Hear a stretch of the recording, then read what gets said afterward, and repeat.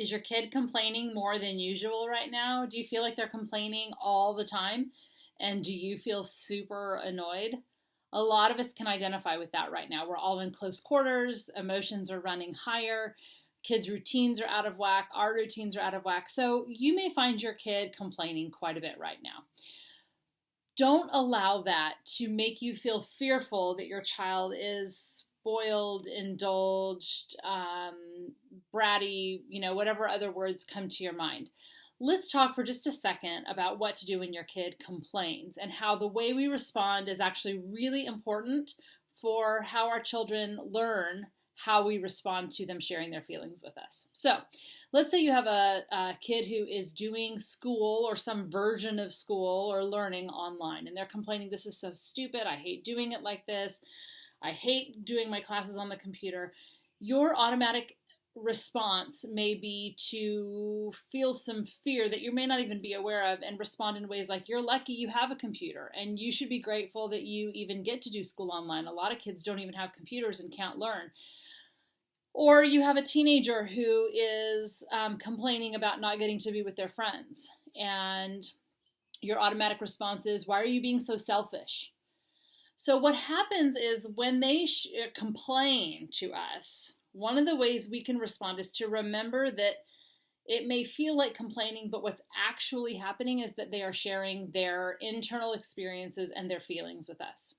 And if we respond in ways that feel like we are criticizing them, like if we say, you should be more grateful, or you're being really selfish, if we respond in ways that criticize them, then their brain makes the association between, I share how I'm feeling with my parent, and they criticize me. So that doesn't work very well, so I shouldn't share what I'm thinking and feeling with them. So what do we do? If you truly are afraid that your child is not being thoughtful, if you think they are being selfish, if you think they're not being grateful or they're being indulged, those are all skills to work on, but not in that moment. So when your kid says, I hate being on school on the computer, I hated doing it this way, this is so stupid, we can then respond with helping them feel seen.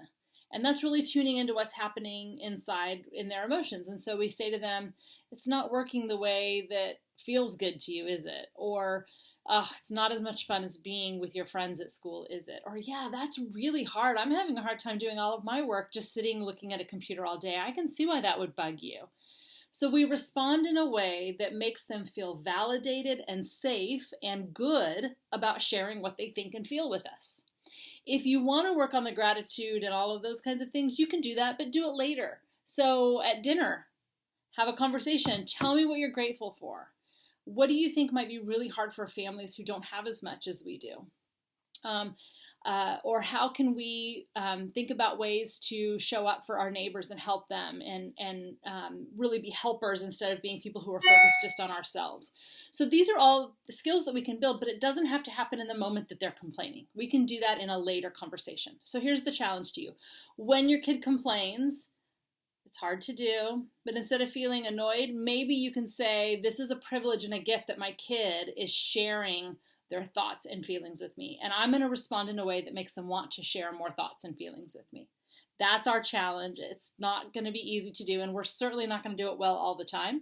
But even if you have done that and you think about it later, you can go back to your kid and say, you know what, I wish I had responded differently to that. Make the repair with them, and it's a skill we can all work on.